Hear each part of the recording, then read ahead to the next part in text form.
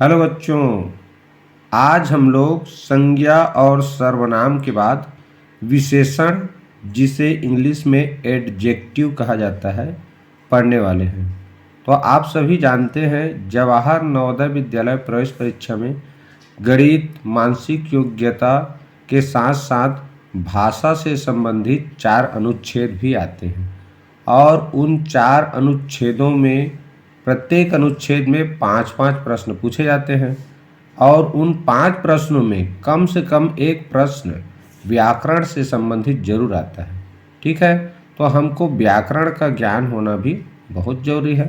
तो इसी तारतम्य में चलिए आज हम लोग पढ़ते हैं विशेषण के बारे में।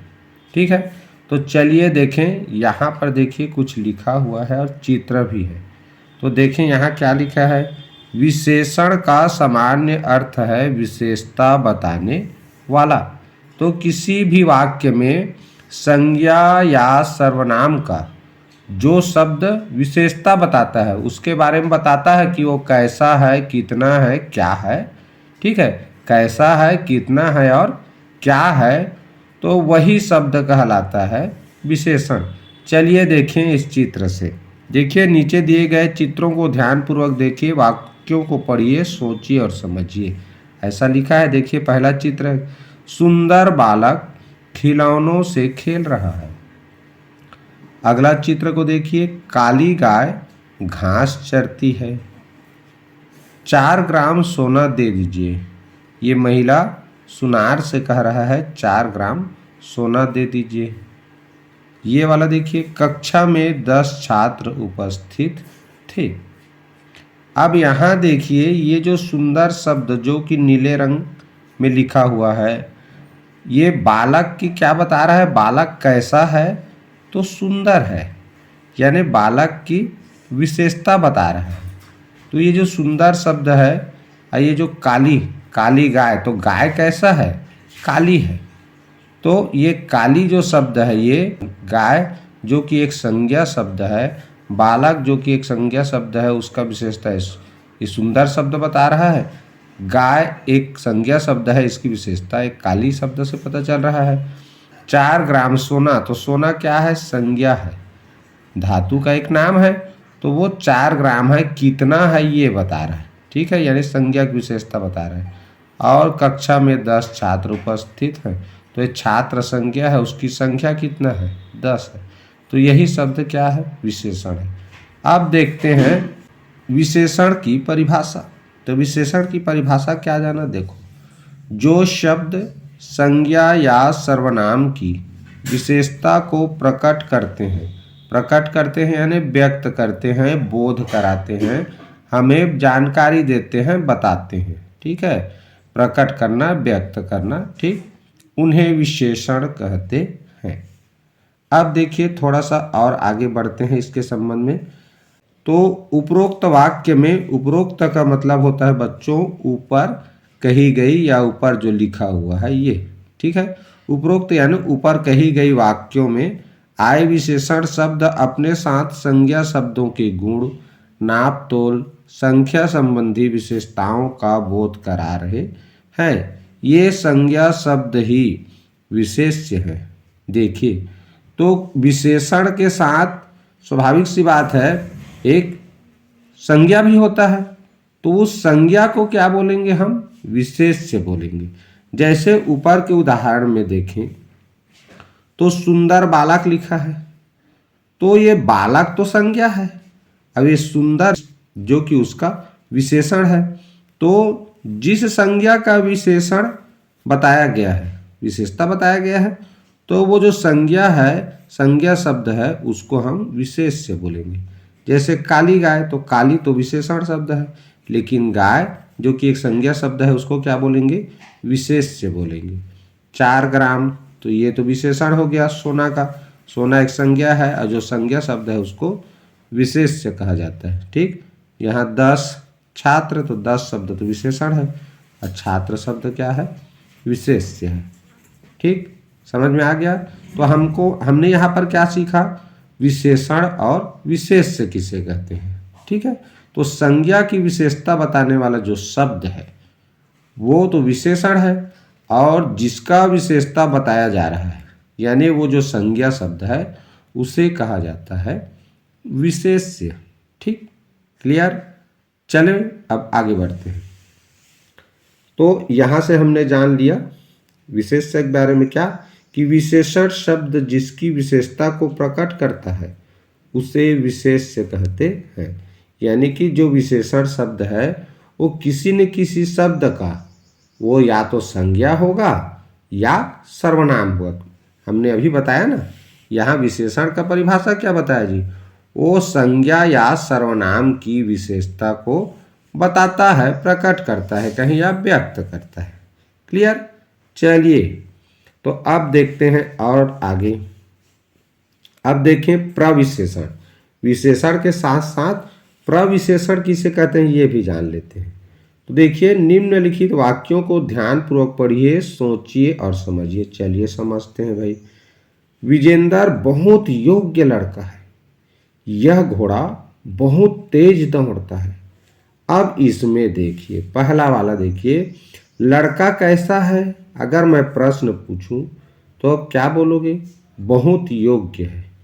तो जो योग्य है ये तो है विशेषण, लेकिन योग विशेषण का भी देखो ये विशेषता बता रहा है, ये शब्द बहुत।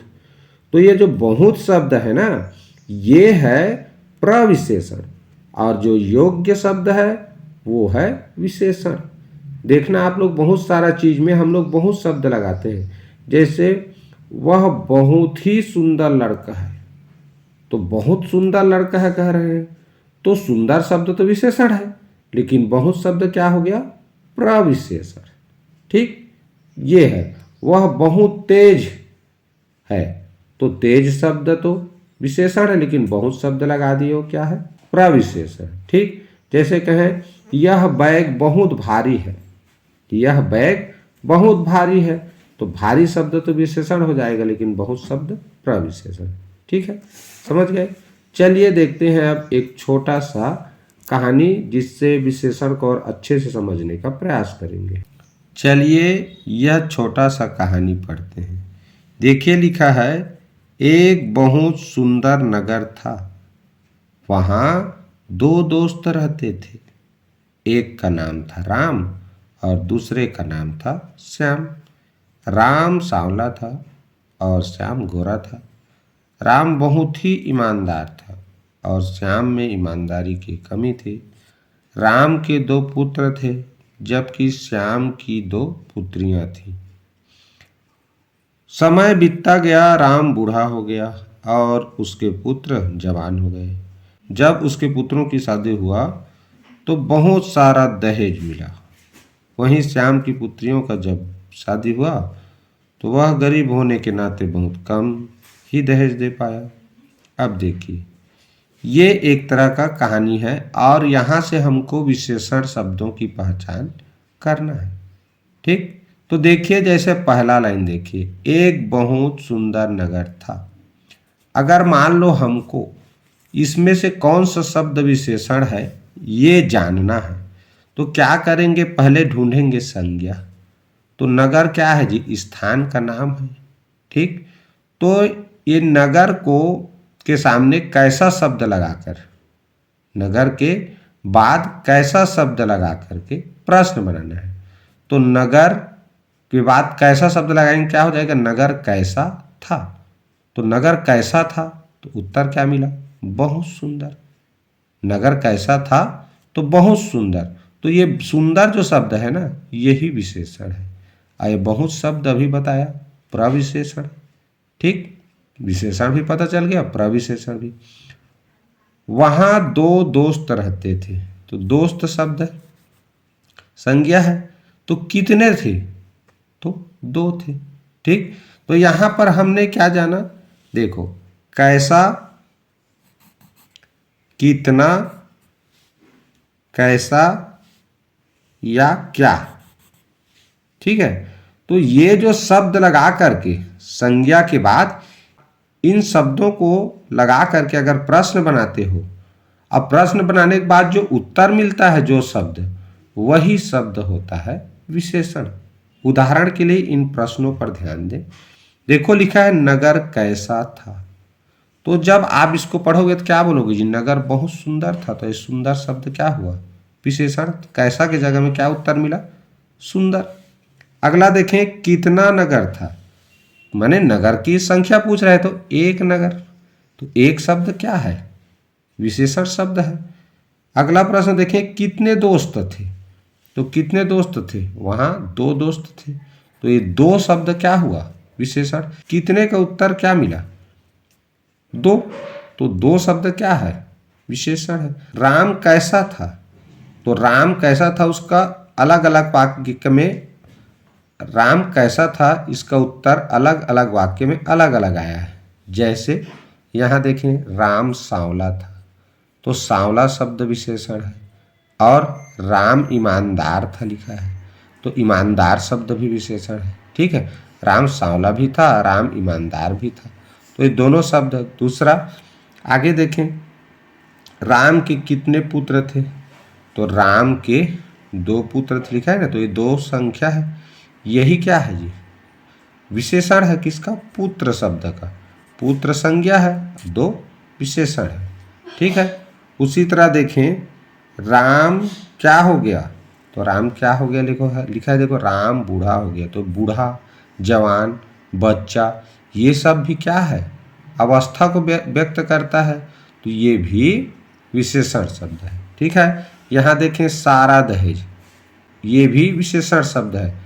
कम, ये भी विशेषण शब्द है। गरीब, अमीर, ये सब क्या है, विशेषण शब्द है। अब विशेषण के कौन से प्रकार के अंतर्गत आते हैं, चलिए विशेषण के प्रकार के अंतर्गत जानते हैं। तो मैंने ये कहानी और ये प्रश्न क्यों बनाया कि किसी भी वाक्य में, ठीक है, किसी भी वाक्य में कौन सा शब्द विशेषण है, ये अगर आपको जानना है तो करना क्या है, संज्ञा के बाद कैसा या संज्ञा के पहले कितना, कितने, कितनी, ठीक है, या संज्ञा के बाद क्या, इन शब्दों को लगा करके प्रश्न बनाएंगे तो जो शब्द उत्तर में मिलता है वही विशेषण होता है। ठीक है, इतना समझ में आ गया। अब चलते हैं विशेषण के प्रकार की ओर। अब जानते हैं बच्चों विशेषण के भेद, यानी कि विशेषण के प्रकार भी कहते हैं, काइंड्स ऑफ एडजेक्टिव। देखिए, विशेषण कुल 4 प्रकार के होते हैं। पहला गुणवाचक विशेषण, इंग्लिश में कहते हैं क्वालिटेटिव एडजेक्टिव। संख्यावाचक विशेषण, इसको इंग्लिश में पढ़ा जाता है न्यूमेरल एडजेक्टिव। परिमाणवाचक विशेषण, इसे इंग्लिश में क्वांटिटेटिव एडजेक्टिव कहते हैं। और चौथा होता है सार्वनामिक विशेषण या सांकेतिक विशेषण, इसका दो नाम है, डिमॉन्स्ट्रेटिव एडजेक्टिव इंग्लिश में कहते हैं। ठीक है, तो नाम से ही पता चल रहा है सार्वनामिक, जिसमें सर्वनाम शब्द का प्रयोग किया जाता है। देखने से लगता है वो सर्वनाम है, लेकिन वो सर्वनाम नहीं होता, सर्वनाम के शब्दों का प्रयोग किया जाता है, उसे सार्वनामिक विशेषण कहते हैं। या सांकेतिक, जो संकेत करता है संज्ञा या सर्वनाम की ओर, तो उसे सांकेतिक विशेषण। और यही विशेषण बहुत ही महत्वपूर्ण है, इसको जानना बहुत जरूरी है, इसी से संबंधित ज़्यादातर प्रश्न पूछे जाते हैं। ठीक है, तो चलिए सबसे पहले जानते हैं गुणवाचक विशेषण, क्वालिटेटिव एडजेक्टिव। देखिए लिखा है, जो शब्द संज्ञा या सर्वनाम के गुण, दोष, रंग, काल, अवस्था, आकार आदि का बोध कराते हैं उन्हें गुणवाचक विशेषण कहते हैं। जैसे गुण के अंतर्गत देखें तो विद्वान, धनवान, बलवान, शक्तिशाली, अच्छा, बुरा, मूर्ख, योग्य, अयोग्य आदि। तो ये सब शब्द क्या है, गुण है। हम किसी संज्ञा या सर्वनाम का गुण बताने के लिए इन शब्दों का प्रयोग करते हैं। दोष जैसे पाखंडी, लालची, लोभी, पापी, हत्यारा आदि, ये इन शब्दों के द्वारा हम किसी संज्ञा या सर्वनाम का क्या बताते हैं जी, दोष बताते हैं। रंग में देखें, काला, पीला, नीला, सफ़ेद, हरा, यानी जितने भी रंगों के नाम हैं वो भी क्या है, जब किसी संज्ञा या सर्वनाम का विशेषता बता रहा है वो शब्द, तब वो विशेषण कहलाता है। काल देखें, जैसे प्रातः काल, सायं काल, प्राचीन काल, आधुनिक काल कहते हैं ना, तो ये भी क्या है, संज्ञा या सर्वनाम का विशेषता बताया जाता है इससे भी। अवस्था देखें, स्वस्थ, कमजोर, दुबला, पतला, मोटा, ऊंचा, तो इससे भी संज्ञा सर्वनाम की विशेषता बताया जाता है, इसलिए ये सब भी क्या है, विशेषण है। आकार देखें, गोल, टेढ़ा, लंबा, चौड़ा, तो ये भी क्या है, विशेषण शब्द है। कब ये विशेषण शब्द होगा, जब इन शब्दों का प्रयोग किसी संज्ञा या सर्वनाम की विशेषता बताने के लिए किया जाएगा तब। ठीक है, चलिए अब देखते हैं दूसरा प्रकार, संख्यावाचक विशेषण। जो शब्द संज्ञा या सर्वनाम की संख्या का बोध कराते हैं, यानी कि कोई संज्ञा या सर्वनाम की संख्या कितना है, हम उसको गिन सकें, तो गिनेंगे तो कितना है इसकी बोध कराए, यानी जानकारी बताए, हमें पता चलाए कि वो कितना है, जिस शब्द से पता चले कि वो कितना है, तब वही शब्द क्या कहलाता है, संख्यावाचक विशेषण। उन्हें संख्यावाचक विशेषण कहते हैं। जैसे 4 छात्र स्कूल से आ रहे हैं, तो ये छात्र संज्ञा है और 4 उसकी संख्या को बता रहा है, तो ये जो 4 शब्द है यही संख्यावाचक विशेषण है। 10 तोते पेड़ पर बैठे हैं, तोते तो संज्ञा है और उसकी संख्या किससे पता चल रहा है, इस 10 शब्द से, तो यही 10 क्या है, संख्यावाचक विशेषण है। विशेषता जाने संख्यावाचक विशेषण का। संख्यावाचक विशेषण के 2 उपभेद होते हैं, यानी कि संख्यावाचक विशेषण के और 2 प्रकार होते हैं, ऐसा कह सकते हैं। पहला निश्चित संख्यावाचक विशेषण, दूसरा अनिश्चित संख्यावाचक विशेषण। निश्चित से ही पता चल रहा है, जिसमें निश्चित है, जैसे 4 छात्र, तो 4 छात्र बोलने से पता चल रहा है कि छात्रों की संख्या निश्चित है। अनिश्चित ऐसा शब्द जिससे गिना जाने वाला तो है, जो विशेषण जो संज्ञा या सर्वनाम है उनको गिना तो जा सकता है, लेकिन कुछ ऐसे शब्द प्रयोग किया गया है कि वो कितना है सुनने से पता नहीं चल रहा है या पढ़ने से। देखें यहाँ उदाहरण, जैसे निश्चित संख्यावाचक विशेषण, जिन विशेषण शब्दों से निश्चित संख्या का बोध होता है, यानी पता चलता है, उन्हें निश्चित संख्यावाचक विशेषण कहते हैं। जैसे उपरोक्त वाक्य में 4 और 2 शब्द निश्चित संख्यावाचक विशेषण है। कौन सा वाक्य में, यहाँ देखो लिखा है 4 छात्र स्कूल से आ रहे हैं, तो ये जो 4 शब्द है निश्चित संख्यावाचक विशेषण है। यहाँ देखिए 10 तोते पेड़ पर बैठे हैं, तो ये 10 शब्द निश्चित संख्यावाचक विशेषण है। ठीक है, चलिए अब देखते हैं अनिश्चित संख्यावाचक विशेषण। देखिए अनिश्चित संख्यावाचक विशेषण क्या होता है, जिन विशेषण शब्दों से किसी संख्या का निश्चित बोध नहीं होता, उन्हें अनिश्चित संख्यावाचक विशेषण कहते हैं। जैसे टोकरे में थोड़े से आम पड़े हैं, खाने के लिए कुछ फल ले आओ।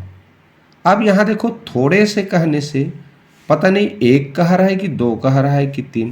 भाई थोड़े से कहने का मतलब ये नहीं पता चलता कि वो कितने लाना है, ठीक है, कितने पड़े हैं।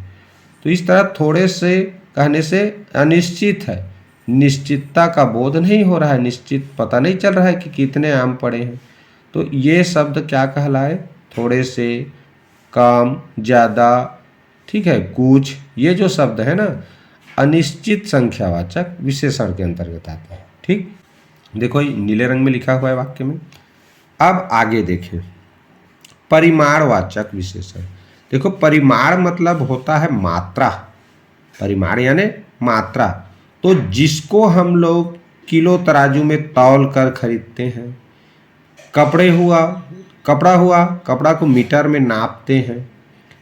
लिक्विड चीज़ यानी तरल पदार्थ जिसको लीटर से नापते हैं। ठीक है, तो ये सब जो शब्द है जिनका उपयोग हम लोग किसी वस्तु को तौलने में, मापने में और नापने में इनमें करते हैं, तो वो सब शब्द कहलाता है परिमाणवाचक विशेषण। यहाँ से देखें, जो विशेषण शब्द, संज्ञा या सर्वनाम के परिमाण यानी कि माप तोल का बोध कराते हैं कि वो मापने में, नापने में, तौलने में कितना है, ठीक है, तो उन्हें परिमाणवाचक विशेषण कहते हैं। जैसे बाजार जाकर 4 किलो मिठाई ले आओ, तो देखो मिठाई कितना है, 4 किलो। तो ये जो 4 किलो शब्द है ना, यही परिमाणवाचक विशेषण है। यहाँ देखो, मेरे कोट को 3 मीटर कपड़ा लगता है, तो 3 मीटर, ठीक, ये नापने वाला है, ये तौलने वाला है, एक होता है लीटर वाला। तो इन तीनों से जो भी मापते हैं, तो वो जो शब्द है मापने पर कितना मात्रा बता रहा है। परिमाण माने क्या होता है जी, मात्रा, यानी संज्ञा या सर्वनाम की मात्रा बताना। यह मिठाई संज्ञा है, ये कितना है, तो 4 किलो है। कपड़ा कितना है, तो 3 मीटर है। मान लो दूध 5 लीटर है, तो दूध कितना है, तो 5 लीटर, तो दूध की मात्रा बता रहे हैं ना। तो चाहे तरल पदार्थ हो, ठीक है, या ठोस जिसको किलो तराजू से तौलते हैं, या कपड़ा जिसे मीटर से मापते हैं, तो ये कितना मात्रा में है, ठीक है, वो जो संज्ञा है वो कितना मात्रा में है, ये जब बताएं किसी शब्द से, तो वही शब्द कहलाता है परिमाणवाचक विशेषण। ठीक, अब देखिए परिमाणवाचक विशेषण के भी दो भेद हैं। जैसे संख्यावाचक विशेषण था ना, उसी तरह परिमाणवाचक विशेषण के भी दो भेद। पहला निश्चित परिमाणवाचक विशेषण, दूसरा अनिश्चित परिमाणवाचक विशेषण। निश्चित परिमाणवाचक विशेषण जो विशेषण शब्द, संज्ञा या सर्वनाम के माप तौल की निश्चित जानकारी देते हैं, उन्हें निश्चित परिमाणवाचक विशेषण कहते हैं। जैसे मुझे 2 लीटर दूध दीजिए। अब ये दूध संज्ञा है, अब कितना है ये, 2 लीटर, तो निश्चित है ना 2 लीटर, हमें पता चल रहा है कि 2 लीटर कितना होता है। 4 इंच लंबी कील लाओ, तो यहाँ भी जो कील है उसकी विशेषता बता रहा है 4 इंच, ठीक, तो ये हो जाएगा निश्चित परिमाणवाचक। अब देखें उपरोक्त, अब देखें अनिश्चित परिमाणवाचक विशेषण। तो जो विशेषण शब्द, संज्ञा या सर्वनाम की मात्रा के विषय में निश्चित बोध नहीं कराते, उन्हें अनिश्चित परिमाणवाचक विशेषण कहते हैं।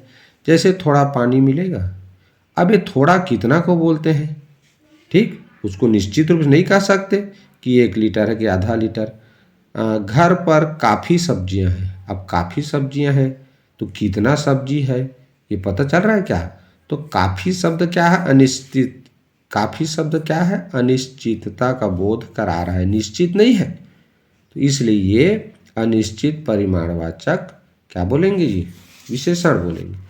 चलिए अब जानते हैं सार्वनामिक या सांकेतिक विशेषण के बारे में। तो बच्चों बता दूं, यह जो विशेषण है, यह जो विशेषण का प्रकार है बहुत ही महत्वपूर्ण है। इसी से संबंधित अक्सर प्रश्न पूछा जाता है। तो चलिए जानते हैं सार्वनामिक या सांकेतिक विशेषण क्या होता है। जो सर्वनाम शब्द संज्ञा से पहले आकर संज्ञा की विशेषता बताते हैं, उन्हें सार्वनामिक या सांकेतिक विशेषण कहते हैं। जैसे यह तोता हरा है, तोता शब्द संज्ञा है, संज्ञा के देखो ये पहले आया यह। वह लड़की लंबी है, अब ये लड़की संज्ञा शब्द है, उसके पहले आया है। और हम जान रहे हैं यह वह, ये जो शब्द है एक तरह का सर्वनाम है। क्या है, सर्वनाम है। तो लेकिन जब यह सर्वनाम किसी संज्ञा के पहले आए, कब आए, संज्ञा के पहले आए, तब ये सार्वनामिक विशेषण होता है या सांकेतिक विशेषण। जबकि यह सर्वनाम कब होता है, जब यह या वह यानी कि जो सर्वनाम शब्द है उसके बाद कोई क्रिया आता है, क्रिया शब्द आता है, तब वह अक्सर सर्वनाम होता है। लेकिन यहाँ सर्वनाम शब्द के बाद देखो संज्ञा आ रहा है, तब की स्थिति में यह और वह जो शब्द है वो सार्वनामिक विशेषण होता है। ठीक, जैसे वह जा रहा है, मान लो कह रहे हैं, तो वह जा रहा है, तो जा रहा है शब्द क्या है जी, क्रिया है, तब वह शब्द वहाँ पर सर्वनाम है। जैसे कहें यह खेल रहा है, तो यह खेल रहा है, तो यह के बाद खेल शब्द आया तो क्रिया है, तब यह शब्द सर्वनाम होगा। लेकिन यहाँ लिखा है यह तोता है, यह एक संज्ञा की ओर बता रहा है कि वो क्या है, तब की स्थिति में यानी संज्ञा के पहले अगर ये सर्वनाम शब्द आता है तब वो सार्वनामिक विशेषण कहलाता है। ठीक, चलिए देखते हैं इसी के बारे में थोड़ा और आगे। चलिए जानते हैं सर्वनाम तथा सार्वनामिक विशेषण में और कुछ अंतर। ठीक है, तो देखिए संज्ञा के स्थान पर प्रयुक्त होने वाले शब्दों को सर्वनाम कहते हैं। ये हमने सर्वनाम वाला टॉपिक में बताया था। लेकिन ऐसे सर्वनाम शब्द जो संज्ञा से पहले लगकर विशेषण का कार्य करते हैं, जैसे कि मैंने पिछले अभी उदाहरण में बताया, उन्हें सार्वनामिक विशेषण कहते हैं। आइए दिए गए उदाहरणों से इन्हें समझें। रोहित स्कूल जाता है, वह वहाँ पढ़ता है। तो यहाँ पर जो ये वह शब्द है वो सर्वनाम है। ठीक, अब देखें उपर्युक्त वाक्य में वह जो शब्द है वो सर्वनाम शब्द है, रोहित संज्ञा शब्द है। ये वाला रोहित संज्ञा शब्द के लिए प्रयुक्त किया गया है, अतः यह सर्वनाम है। दूसरा देखें, वह कार मेरी है, यह सार्वनामिक विशेषण है। कौन सा? ये जो वह है। क्यों? क्योंकि उपर्युक्त वाक्य में वह सर्वनाम है, संज्ञा शब्द कार से पहले लगकर उसकी विशेषता बता रहा है, अतः यह एक सार्वनामिक विशेषण है। ठीक, वही चीज मैंने पिछले उदाहरण में भी आप लोगों को बताया कि अगर ये सर्वनाम के बाद अगर संज्ञा शब्द है तो जान लीजिए ये जो वह शब्द है वो सार्वनामिक विशेषण है। लेकिन यहाँ पर देखिए रोहित के लिए रोहित के जगह में इस वह शब्द को प्रयोग किया गया है। रोहित स्कूल जाता है, वह वहाँ पढ़ता है। तो यहाँ हम रोहित लिख देंगे तो भी चलेगा, रोहित वहाँ पढ़ता है। तो रोहित शब्द की पुनरुक्ति को रोकने के लिए, बार बार उपयोग को रोकने के लिए यहाँ पर वह शब्द का प्रयोग किया गया है। तब की स्थिति में संज्ञा के स्थान पर जब प्रयोग किया जाता है जो शब्द वो सर्वनाम होता है। लेकिन संज्ञा के पहले अगर सर्वनाम शब्द प्रयोग में लाया गया है तब वो सार्वनामिक विशेषण होता है। ठीक, तो आज का वीडियो यहीं पर समाप्त करते हैं और विशेषण से संबंधित अगले वीडियो में कुछ एक अनुच्छेद लेकर के आऊँगा। उस अनुच्छेद में आप लोगों को विशेषण शब्दों को पहचानना रहेगा। दूसरा, विशेषण की तुलना, डिग्री ऑफ कंपैरिजन, ये मैं बताऊंगा अगले वीडियो में। ठीक है, तो आज का यह वीडियो आप लोगों को कैसा लगा प्लीज़ कमेंट करके ज़रूर बताइए। अगर वीडियो अच्छा लगा हो तो शेयर करना मत भूलिए और वीडियो को एक लाइक ज़रूर कर दीजिए। ठीक है, अगर मेरे चैनल में नए होंगे तो चैनल को सब्सक्राइब करना मत भूलिए। ठीक, पूरा वीडियो देखें इसके लिए बहुत बहुत धन्यवाद।